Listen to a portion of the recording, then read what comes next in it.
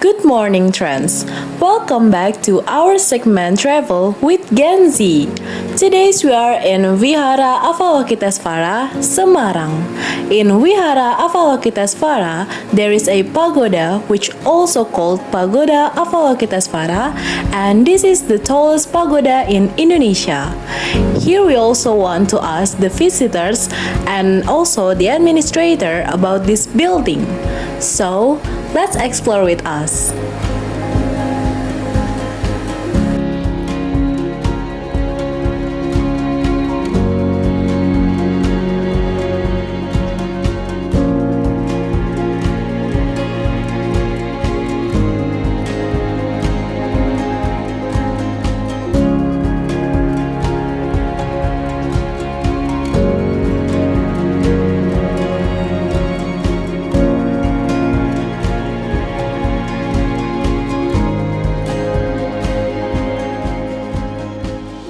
Halo semuanya, di sini saya sudah berada dengan sama salah satu pengunjung dari sini. Kalau boleh tahu namanya siapa ya, Kak? Nama saya Rama. Kak Rama ini kan salah satu pengunjung di sini. Terus ada alasan khusus datang ke tempat ini nggak ya? Kebetulan kami lagi survei untuk tugas kuliah. Jurusan kami arsitektur. Oh alah. Pertanyaan selanjutnya, setelah mengunjungi wihara ini, ada poin positif sama negatif yang mendeskripsikan tempat ini nggak ya? Kalau poin positif sih banyak ya buat sisi arsitektur, khususnya kami kan ngambil mata kuliah arsitektur religius, jadi pas banget sih. Dan Semarang kan banyak bangunan arsitektur religius. Tapi kalau dari sisi negatifnya mungkin belum menemukan sih. Kalau begitu pertanyaan selanjutnya itu, menurut Kak Rama, tempat sejarah ini cukup menarik nggak ya untuk dikunjungi? Sangat menarik buat para pengunjung yang awam maupun buat studi seperti kami dari bidang masing-masing. Terus pertanyaan terakhir nih, Kak, apa yang bisa, menurut Kak Rama, apa yang bisa ditingkatkan dari Vihara Avalokitesvara agar lebih menarik pengunjung? Kalau buat menarik pengunjung sih sebenarnya ada guide-nya ya, jadi kita bisa tahu gimana sejarahnya, gimana pembangunannya dan lain-lain. Ya itu aja sih. Terima kasih ya Kak Rama atas waktunya. Makasih Kak.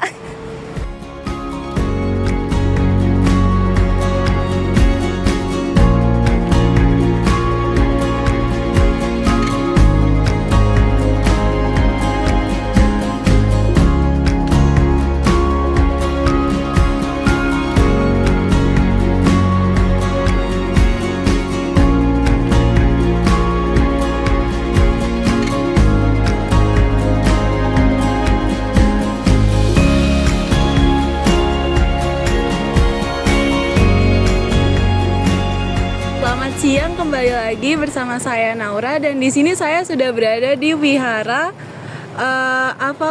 Avalokitesvara, dan saya bersama salah satu pengunjung dari wihara ini. Sebelumnya boleh perkenalkan nama Ibu siapa? Alifa. Alifa. Oke, baik Bu. Ini saya langsung tanya aja ya. Iya. Oke, pertanyaan pertama, adakah alasan khusus Ibu untuk datang ke tempat ini? Ya pengen tahu tentang pagoda. Oh, saya pengen tahu tentang pagoda ya. Terus kan Ibu baru masuk ke sini ya Bu ya? Iya, baru. Kalau menurut Ibu nih, ada nggak ya poin positif dari negatif? Mungkin Ibu dengar dari orang-orang atau dari... Ya cuma lihat di Google kalau di daerah sini ada pagoda, jadi kepengen lihat karena belum pernah lihat gitu. Oke, baik Bu. Menurut Ibu, ini kan tempat sejarah ya Bu Iya. ya. Nah, ini menurut Ibu ini menarik atau enggak ya Bu ya, tempat Iya, sejarah? menarik untuk dilestarikan. Tapi saya tadi kemarin kesini agak takut. Kok misalkan kita kan Muslim ya, Iya. nanti aku nggak boleh masuk, makanya saya belum berani masuk. Iya, baik Bu. Kalau menurut Ibu nih, kalau dilihat dari sekitar sini, ada nggak sih Bu yang kayak perlu ditingkatkan dari wihara ini agar terlihat lebih menarik untuk dikunjungi? Saya rasa sudah bagus ya. Cuma apa kayak security-nya gitu ya. Ya, security-nya kenapa Bu? Kira-kira? Ya kan cuma satu di depan Oh gitu. iya, mungkin jadi kurang aman ya takutnya Iya, ya. Iya. Kalau banyak pengunjung kan, kalau skuternya banyak kan aman Iya, gitu. oke baik Bu. Itu segitu aja sih Bu, kurang lebih Iya. dari saya. Terima kasih banyak ya Bu Iya. waktunya.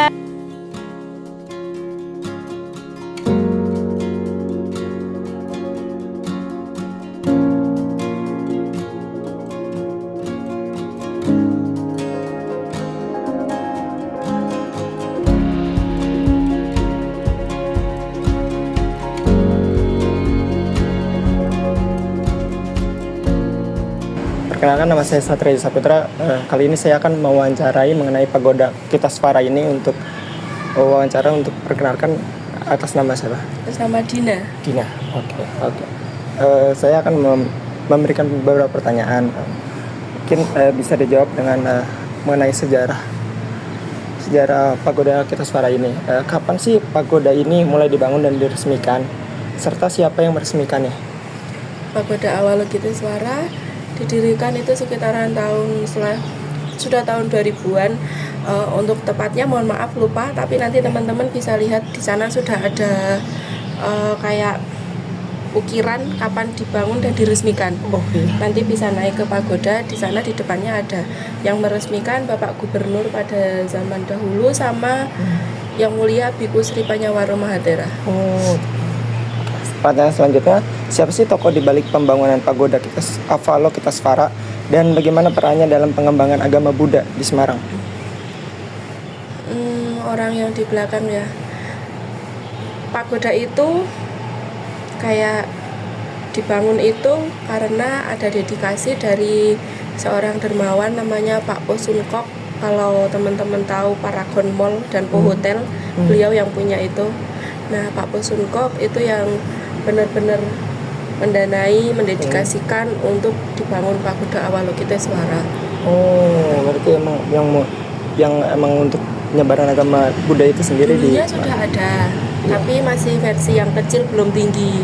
Terus diperbaiki karena kan di sini kan sudah ada bangunan yang besar, jadi kayak ya bukannya seimbang tapi biar terlihat juga. Tadi Mbak menjelaskan untuk kayak awalnya kan kecil dan sekarang ini kan saya tadi berkeliling juga di pagoda itu sendiri dan saya melihat itu ada 7 tingkatan. Apakah ada makna tersendiri terhadap 7 tingkatan itu? Setiap pagoda pasti tingkatannya ganjil. Ganjil. Kalau teman-teman lihat di semua pagoda pasti ganjil. Kenapa ganjil? Karena dalam kepercayaan etnis Tionghoa atau etnis Chinese yang kepercayaannya di situ kalau ganjil, kalau membangun bangunan atau pagoda itu ada apa ya, kayak keberuntungannya tersendiri gitu loh. Jadi untuk keberuntungan dari untuk agama Buddha itu sendiri ya. Tadi sebelum saya masuk ke vihara itu sendiri kan ada pohon pagoda ya. Pagoda ada pohon bodhi yang berisikan kayak kertas-kertas harapan. Dan pertanyaan saya, mengapa banyak kertas harapan digantungkan di sana? Kayak apa fungsinya? Ya, itu bukan kertas tapi itu pita pengharapan. Kalau dipegang itu bukan kertas tapi kain. Ya, itu adalah pita pengharapan. Kenapa kok kita kayak memberi tempat di situ gitu. Nah, pohon bodhi itu termasuk pohon suci dalam agama Buddha. Karena pohon bodhi itu pohon di mana dulu Pangeran Siddhartha menjadi Buddha. Pangeran Siddhartha mencapai penerangan sempurna itu pada saat bermeditasi di bawah pohon bodhi. Jadi pohon bodhi termasuk pohon suci dan pohon sakral dalam agama Buddha. Karena pohon suci dan pohon sakral, kita menyediakan pita-pita pengharapan di mana semua orang, tidak hanya yang beragama Buddha saja, yang berkenan menuliskan doa dan harapan-harapannya bisa digantung di pohon bodhi sesuai kepercayaan masing-masing. Baik, berarti pengunjung pun bisa ya untuk menggantungkan harapan mereka di situ. Baik. Terima kasih, itu saja pertanyaan dari saya. So, after interviewing some of the visitors and also the administrator of Vihara Avalokitesvara, they have different reasons why they are visiting Vihara Avalokitesvara. The first visitors visit Vihara Avalokitesvara because he wants to survey for their college project, and the second visitors visit Vihara Avalokitesvara because he is curious with what's inside Vihara Avalokitesvara. They say that Vihara Avalokitesvara is a place that is interesting to visit. Some of them say that maybe this place would be more secure if there's a plenty of security to help and make the place secured. And for the administrator of Vihara Avalokitesvara, she says that the construction of the pagoda Avalokitesvara began in November 2040, and the pagoda was inaugurated on July 14, 2005 by the governor of Central Java, Haj Mardianto. The figure behind the largest funding for this pagoda is Mr. Kusrito, a successful businessman in Semarang. Every pagoda of each region must have an odd level, including the pagoda Avalokitesvara, because the odd number itself, they believe that the odd number itself brings good luck for them. And the Bodhi tree, located directly in front of the pagoda Avalokitesvara, is not only a decorative feature but also a sacred tree where the Buddha meditated. As such, the Bodhi tree serves a place of prayer and hope for Buddhists and others who believe. That's all for today's news. I hope you guys will watch, enjoy today's travel, and stay tuned for more updates of another travel. See you, friends!